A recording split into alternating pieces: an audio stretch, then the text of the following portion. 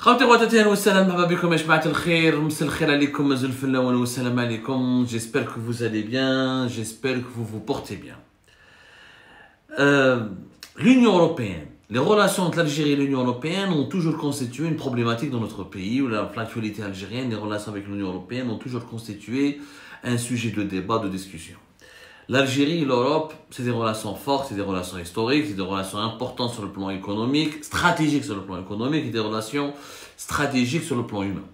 C'est le continent qui abrite la plus importante diaspora algérienne, en France et dans d'autres pays francophones comme la Belgique notamment.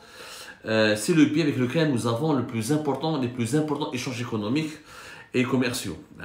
Les échanges économiques entre l'Algérie et l'Union européenne, c'est plus de 50% de nos importations, de nos exportations. C'est presque 60% de nos exportations, voire plus de 60% même de nos exportations par quelques années, et plus de 50%, entre 55 et 50% de nos importations.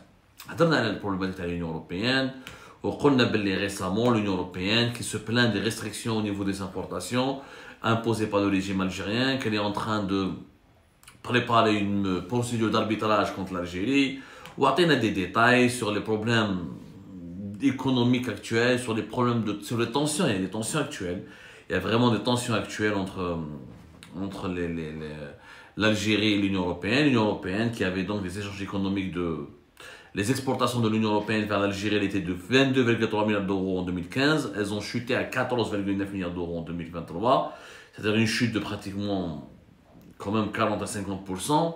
C'est important pour l'Union européenne et elle est en train de protester. Mais l'Union européenne ne s'intéresse pas à l'Algérie uniquement du point de vue économique. Vu que l'Algérie aussi est un pays important, l'Union européenne c'est important pour l'Algérie, mais l'Algérie c'est aussi très important pour l'Union européenne. L'Algérie c'est le plus vaste pays du continent africain. C'est le plus grand pays de l'Afrique du Nord. C'est la façade maritime la plus importante du Maghreb. C'est un pays pivot de la région du Maghreb et de la Méditerranée, notamment de la Méditerranée occidentale.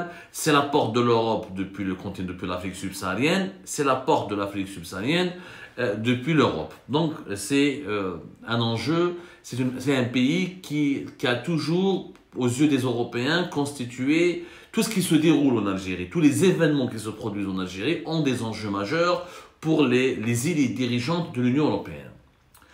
L'Union européenne rédige régulièrement des rapports sur l'Algérie. Et à chaque élection présidentielle, ou là, avant chaque élection présidentielle, l'Union européenne s'intéresse à l'Algérie. Ou là, essaie de décrypter la situation en Algérie. En fait, elle n'essaye pas, elle se doit de comprendre ce qui va se passer en Algérie. Elle se tape sur des prévisions, des pronostics, des décryptages, des analyses, des synthèses. Et l'Union européenne, elle suit toujours de près ce qui se passe en Algérie. Cette année, il y a une élection présidentielle anticipée, celle du 7 septembre 2024. Et l'Union européenne va naturellement, à travers ses diplomates, à travers ses think tanks, à travers ses multiples canaux de relations bilatérales avec l'Algérie, va scruter et étudier soigneusement comment ça va se passer en Algérie d'ici le 7 septembre prochain. Mais pour vous rappeler que la vision que l'Union européenne, tellement elle est précise de l'Algérie, je crois que l'Union européenne a été peut-être la seule institution internationale, l'une des rares institutions internationales qui a compris les problèmes de l'Algérie depuis 2019. En 2019, l'Union européenne a publié un document de 11 pages qui s'appelle Algérie et Union européenne, défi avant les élections. Dans ce document, l'Union européenne elle donne une lecture extrêmement précise des origines ou des dessous des problèmes de l'Algérie. Et les trois défis, l'Union européenne, depuis 2019, elle a compris que l'Algérie elle a trois défis, qui sont la jeunesse, sa jeunesse, la problématique d'immigration, ces Algériennes et Algériens qui veulent quitter le pays à tout prix pour aller habiter à l'étranger, notamment dans les pays de l'Union européenne, notamment la France, et le réchauffement climatique, et la problématique climatique, le climat. C'est les trois défis qui menacent l'Algérie, qui menacent sa stabilité, qui pourraient jouer en faveur de son développement comme en faveur de son sous-développement. Depuis 2019, l'Union européenne a fait des prévisions concernant l'Algérie. Ces prévisions se sont concrétisées totalement. L'Union européenne, pardonnez-moi, pas l'Union africaine, excusez-moi. parce que nous allons parler prochainement de l'Union africaine, c'est pour ça que l'Algérie est un pays important au sein de l'Union africaine, c'est pour ça qu'il y a eu ce lapsus, révélateur. En 2019, l'Union européenne elle a dit que l'Algérie va avoir de gros problèmes de réchauffement climatique dans les années à venir. C'est le cas. Depuis 2021, les sécheresses de 2021, les feux de forêt de 2021, les pénuries d'eau potable depuis 2021, nous y sommes encore. Nous sommes à la veille des élections présidentielles du 7 septembre, où Mazel n'a pas encore réglé les crises de l'eau potable dans plusieurs wilayas, dans plusieurs régions. On a vu que le hirak de la soif a ébranlé une région importante du centre-ouest du pays comme Tiaret. Il risque d'ébranler d'autres régions dans les jours à venir, dans les semaines à venir. L'Union européenne ne s'est pas trompée. La jeunesse est un problème important. Oui, effectivement, la jeunesse est un problème important. C'est la jeunesse, le chômage des jeunes, c'est les manifestations et les émeutes sont portées par les jeunes. La stabilité sociale, et elle est menacée par les fléaux sociaux qui entraînent les jeunes et qui impliquent les jeunes. L'immigration, c'est un sujet très important. L'Algérie n'arrive pas à se développer et elle a été encore plus déstabilisée depuis 2019. Le nombre de cerveaux qui ont parti, qui ont quitté le pays, le nombre d'hommes d'affaires, le nombre d'entrepreneurs, le nombre de familles algériennes qui ont voulu quitter le pays ou qui ont quitté le pays de 2019 jusqu'à aujourd'hui, il est effrayant. C'est la première fois que peut-être depuis très longtemps nous avons les phénomènes dans les haragas. Ils datent de bien avant 2019. Ils datent même depuis 2009, 2010, 2008. Les haragas ont commencé à être médiatisés depuis, on dira, 2008-2009. Mais avant 2019, on n'avait pas ce phénomène de familles entières qui voulaient immigrer.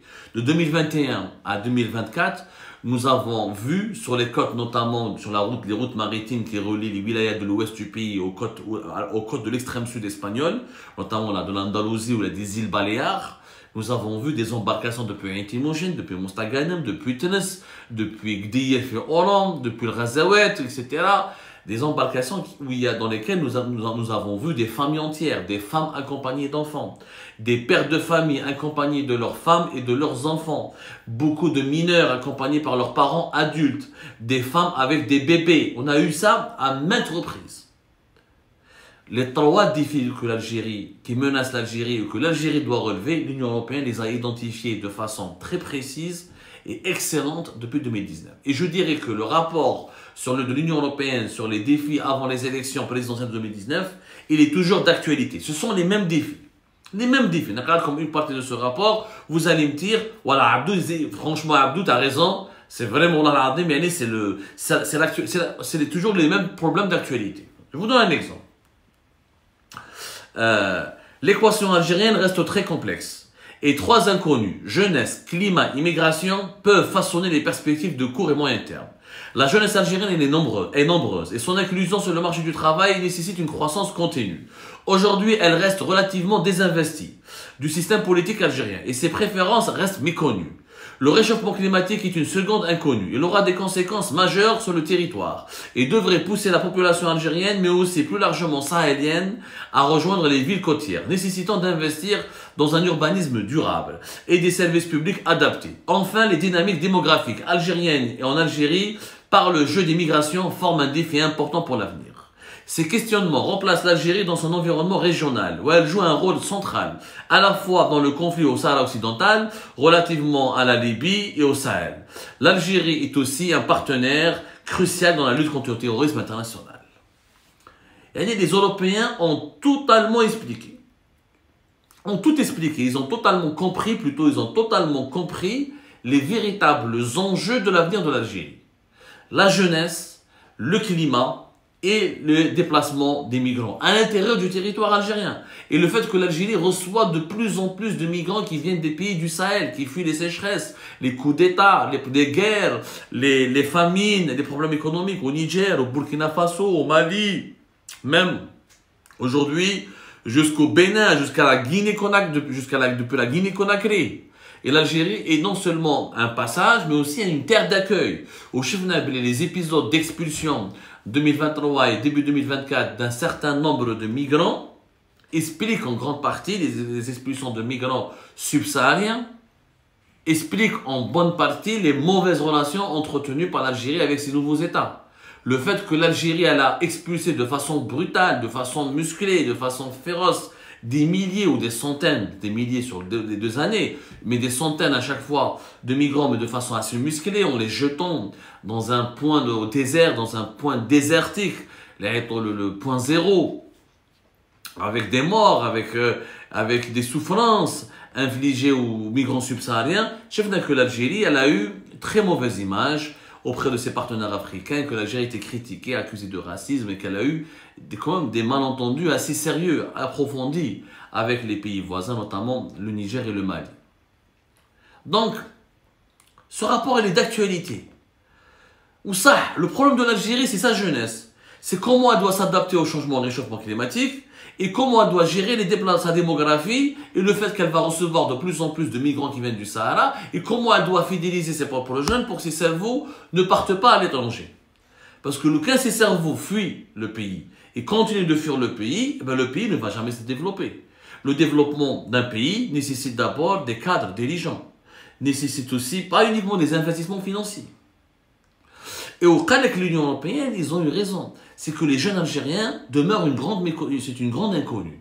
On a du mal à les étudier. Il y a eu des rapports, il y a eu des études internationales, y compris nationales en Algérie, sur les jeunes Algériens, leurs valeurs, leurs aspirations, mais ils sont largement déconnectés du système politique. À partir du moment où ils sont largement déconnectés du système politique, on ne sait pas s'ils vont être proches des mouvements radicaux islamistes, est-ce qu'ils sont proches des thèses des mouvements de gauche progressistes, est-ce qu'ils pourront créer leur propre troisième voie, quelle est leur vision politique du monde, est-ce qu'ils sont plus en faveur de l'Occident que favorables à la Russie ou à la Chine. On a du mal, on a des chiffres, on a des indicateurs, mais qui sont très relatifs. Il n'y a pas suffisamment d'études de terrain. Par exemple, dans ce rapport-là, si les observateurs se questionnent sur le poids respectif du parti au pouvoir, les mouvements issus de l'islam politique ou de l'armée, l'attitude de la jeunesse algérienne, nombreuse et qui peine à trouver sa place dans l'espace économique et politique, reste la grande inconnue des futurs développements politiques en Algérie. La jeunesse apparaît aujourd'hui détachée du politique et s'abstient majoritairement lors des élections. En 2010, 65% des Algériens avaient moins de 35 ans, contre 36% des Allemands. À titre de comparaison, l'importance numérique de cette jeunesse constitue un défi en termes d'éducation, de formation, mais aussi de soins, alors que le nombre d'enfants par femme continue d'augmenter, contrairement aux prévisions liées à la transition démographique. Il faut savoir qu'effectivement, la démographie algérienne, beaucoup de démographes, avant 2019, que le vieillissement de la population algérienne va être accéléré, que la population va se vieillir, que nous allons tôt ou tard aller vers un vieillissement, que la population algérienne que la démographie qui était galopante et dynamique en Algérie, qu'elle va perdre son dynamisme, que la démographie va reculer. Elle n'a pas reculé jusqu'à après 2020, jusqu'à 2020 à cause de la crise de la Covid-19, et en 2022-2021, on a fait moins de 1 million de bébés. Sinon, on a continué à faire, on a fait plus de 1 million de bébés de 2013-2014 jusqu'à 2019, ce qui est quand même énorme. Et là, on ne connaît pas les chiffres de 2023. Et on attend toujours les chiffres de la démographie algérienne pour qu'ils soient actualisés. On a l'Office national des statistiques, on a l'Institut national de la santé publique, l'INSP, qui eux se chargent normalement de la collecte des données démographiques. Si en 2023, la démographie, le nombre de naissances a redépassé la barre de 1 million, c'est qu'on est vraiment dans la merde, pardonnez-moi l'expression. On est dans une situation extrêmement compliquée. Pourquoi? Parce qu'on n'a pas assez d'emplois pour nos jeunes, on n'a pas assez d'infrastructures pour nos jeunes, on n'a pas assez de services publics pour une population qui ne cesse de croître. On était 45 millions d'habitants en 2022, 2023, 46 millions d'habitants. Aujourd'hui, nous allons terminer l'année 2024 avec plus de 47 millions d'habitants. On est 48 millions d'habitants. C'est quand même, on n'est pas un pays de 7 ou là 8 millions, ou là 9 millions, ou là de 11 millions. Des fois, les Algériens oublient que leur pays n'a pas la même taille que la Tunisie ou la Libye. Nous sommes un pays de plus en plus important, nous sommes le pays le plus peuplé du Maghreb. Donc l'Union européenne, elle a tout cerné. Elle a tout cerné. Nous avons aujourd'hui notre pays, le régime algérien, pourquoi il a un problème au niveau, il n'arrive pas à développer le pays, parce qu'il a du mal à convaincre et à gérer les problématiques de la jeunesse, il a du mal à trouver des résultats, des performances au niveau des efforts d'adaptation au réchauffement climatique, et les deux conséquences, les conséquences de ces deux problématiques, une jeunesse perdue, désorientée, déshéritée, face au chômage, une jeunesse qui n'arrive pas à trouver sa place sur l'espace public, dans l'espace politique économique, ça génère des migrations. Et les immigrations, la migration, elle est encore accentuée, aggravée par le problème du réchauffement climatique. Est-ce qu'on peut vivre dans un pays où il n'y a pas d'eau? Les jeunes de Tiaret aujourd'hui, les jeunes de Tiaret, les jeunes universitaires, les jeunes qui sont en bonne santé, les jeunes qui ont une bonne formation fait Tiaret, ils voudront plus rester à Tiaret. Ils disent que j'ai pas d'eau pendant un mois. Comment je peux vivre dans une ville, dans une région, il n'y a pas d'eau pendant un mois? Même la problématique de l'eau potable, elle se pose dans toutes les régions du pays. On vous fera demain un décryptage très approfondi sur la problématique et les problèmes de la pénurie de l'eau potable à travers plusieurs régions du pays. À Tiaret, c'est le plus grave, c'est le cas le plus grave. Il y a eu des coupures d'eau pendant un mois, 3 semaines à un mois. Dans les autres régions, il y a des coupures d'une semaine pour le moment. Ça ne veut pas dire que ce qui se passe à Tiaret ne va pas être réédité ou ne va pas se reproduire à Mascara, à Saïda ou là, dans d'autres villes de l'intérieur du pays. C'est possible. Donc on risque d'avoir des émeutes de la soif, ou du hiracle de la soif, ou les manifestations de la soif au cours de cet été dans plusieurs régions. Je ne fais pas donc parce que les mêmes causes produisent les mêmes effets. Et le réchauffement climatique, le régime algérien, il est complètement dépassé. Nous n'avons pas trouvé les bonnes solutions contre l'eau potable. Les nouvelles stations de dessalement d'eau de mer vont tarder pour entrer en jeu. Les barrages, on les gère très mal. On n'a pas récupéré les eaux usées. On ne fait pas suffisamment de l'épuration de l'eau. On ne gère pas suffisamment de façon intelligente les réserves de l'eau potable. On en parlera encore mieux demain. Et c'est d'aller à le chômage et le sentiment de désespoir et de détresse qui anime la jeunesse algérienne. Et vous avez une bombe migratoire. Pour l'Union européenne, c'est inquiétant. L'Union européenne, elle veut bien. Les pays européens se frottent les mains quand ils prennent la fine fleur de l'élite algérienne, les médecins, les informaticiens. Mais ils ne pourront pas prendre des millions de personnes qui fuiront la chaleur caniculaire, les réchauffements climatiques, les pénuries d'eau potable, etc. Donc, l'Union européenne a tout compris, Ejma. Notre pays a 3 défis. Les mêmes défis qui se posent depuis 2019 ont aggravé la crise de l'Algérie en 2024. Et ce qui s'est passé de 2019 à 2024, c'est que nous n'avons pas pu malheureusement trouver les bonnes réponses intelligentes à ces 3 défis. La conséquence a été quoi? A été une Algérie plus pauvre, nettement plus ébranlée, déstabilisée par les problématiques liées à la sécheresse, à la production agricole qui est en baisse, le manque d'eau potable, les pénuries d'eau potable. Et du coup, nous avons une forte volonté chez nos élites, chez les Algériens les plus qualifiés et chez les jeunes tout court de quitter le pays. Et là, on oublie les 3 ingrédients de la crise algérienne.